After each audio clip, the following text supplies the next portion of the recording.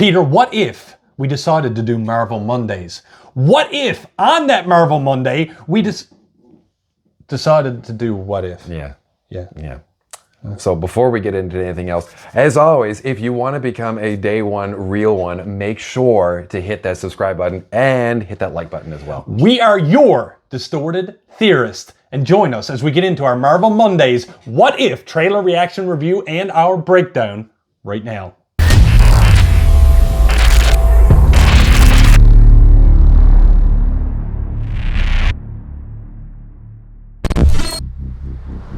Yeah, peace. I love peace. I'd be out of a job with peace. The fact they started with the original Iron Man and like just spinning that story.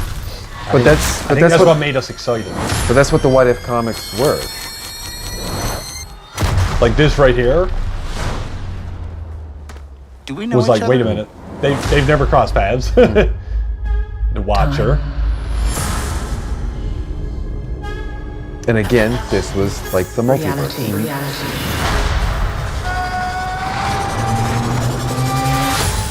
It's changeable. Yeah. Where you want to be? That's the question, isn't it?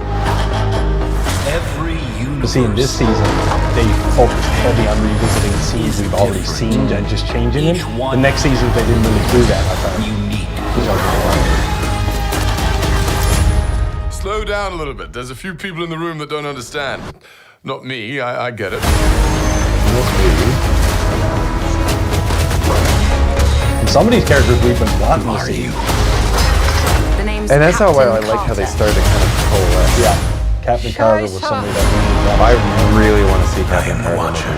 Wow. I know. I observe all that transpires here.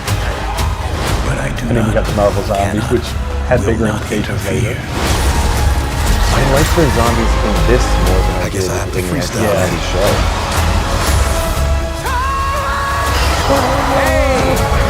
We have you outnumbered. A Ravager never flies solo. I said never flies solo. Is that some kind of catchphrase? Yeah, and there's whistles throwing. You had me worried for a second. Journey to face the unknown and ponder the question.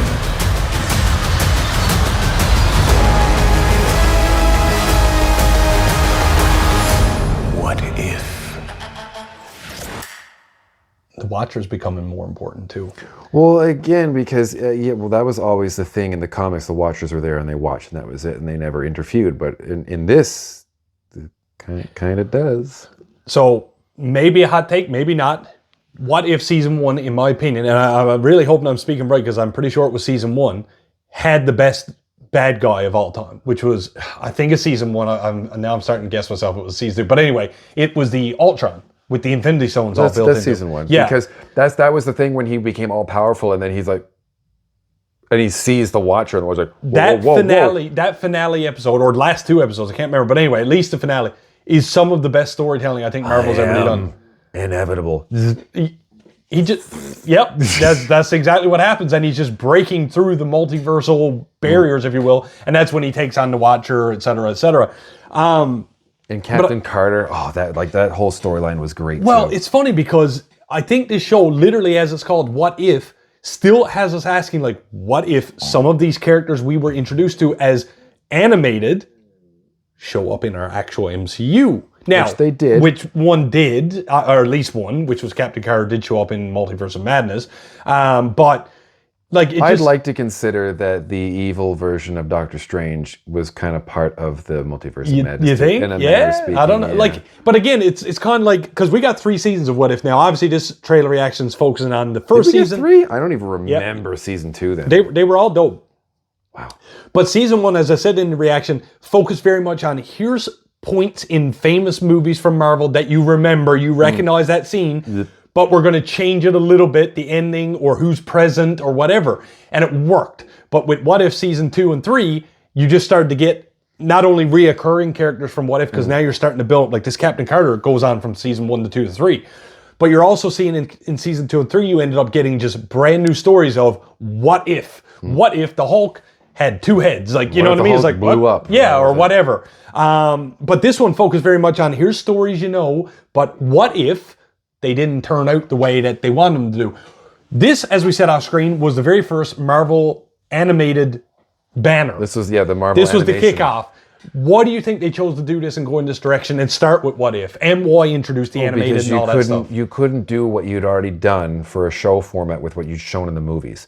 Like The budget? that Stark intro, unless they were going to do something of like using existing footage, but then people have got like, well, are you using AI? Like there's a whole bunch of that too.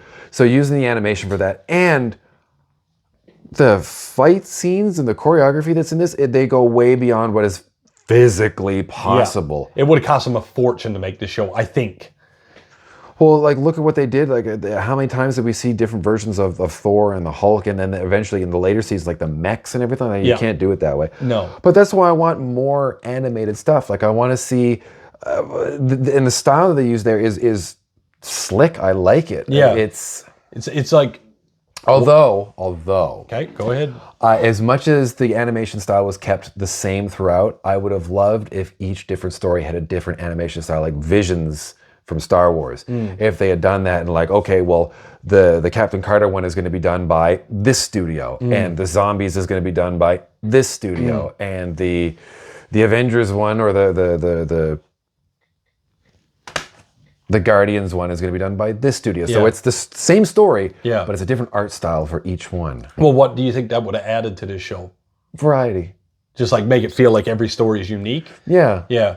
I wonder Because then that's a multiverse thing. I wonder how, as well, like how did they choose what they wanted to change? You know, like how did, in the story room, you know, in the storyboard room. No different than what they would have been doing, but with coming up with all the timelines of what they're going to do, like welcome to Hall H, and this is the next slate for the next 7 years.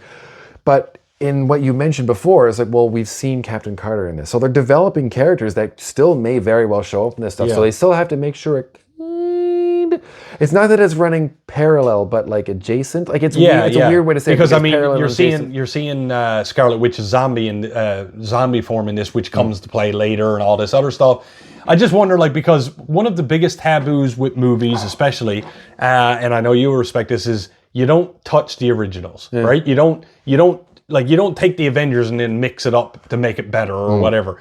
But in this show, they basically threw all that caution to the wind and was like, "Nah, we're gonna that Iron Man that set the tone for the MCU. We're gonna touch what happened in that." Like, but why did they get away with it? Because What If was already established in the Marvel Universe as a comic series. Like and like so there's been so many versions of that, and I wish I had collected it as years ago. And one of the biggest ones is what if the Venom symbiote had attached to Deadpool? Right, I remember you talking about that one. It's an insane storyline, but it's good because it only lasts like 1, maybe 2 issues, and then that's it. It goes on. Yeah. But then, in the manner of speaking, like you get other storylines that go off too. Like we are introduced in the Spider-Verse to Spider-Gwen, and that's almost a what if. But because it's a multiverse of that aspect, we understand that Peter Parker in her universe became the Lizard. What? Yeah. And then she gets pulled into it, and then she's now part of this universe now, which is wild. So then you get all these parts that get pulled in, as much as that took the canon and turned it upside down head, but it was in a different universe. So in this aspect, they can get away with it again because it doesn't matter. Yeah, I'm just thinking about a few Marvel Mondays ago. You spoke about how they were building to the multiverse. If Marvel wasn't doing a multiverse as their second saga, do you think we ever would have got What If? No.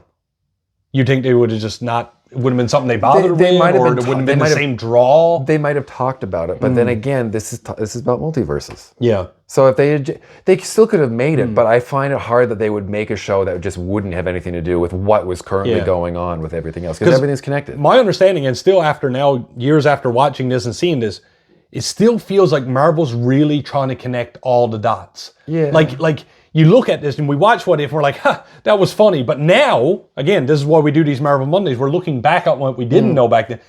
It feels like the show matters a bit. Like some characters or something is gonna. Marvel is no stranger to doing that, even with the comics, because we look at these massive events that have happened over the years, like Avengers versus X-Men, Civil War.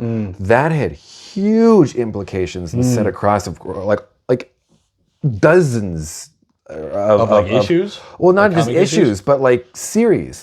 Oh, okay. Like across Spider-Man, Iron Man, Right. Captain America, the New Avengers, the West Coast Avengers. The canon of it had effects, is what you're saying. Oh yeah, Okay, because okay. that's what Civil War in the MCU is a very similar aspect of what has Yeah. happened in the comics. There was an event that caused something that basically started the Superhuman Registration Act. Right. Captain America was against it. Iron Man was for it. Yep. Spider-Man gets unmasked as Peter Parker, which leads to the One More Day, which leads to Brand New Day, which now gets the timeline in which Mary Jane is no longer involved. It's this whole thing that happens, but it's all connected. I remember when I would legally access comics online, but like you would get the Civil War. Now, the Civil War comics, there was like 6 or 8. It was 6 or 8 and it was great. It was cool, it's what it is.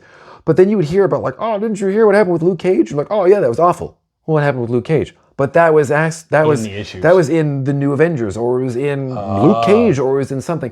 So when I would legally access these, it wasn't just 6 issues. It was like 140, and then you would have it chronologically. So you'd be like, okay, it's Black Widow 422, and then immediately afterwards it would be New Avengers 39, and then it would be Amazing Spider-Man, and it would like the lead up to Civil War would be like 30 issues, and then it would start to kick off.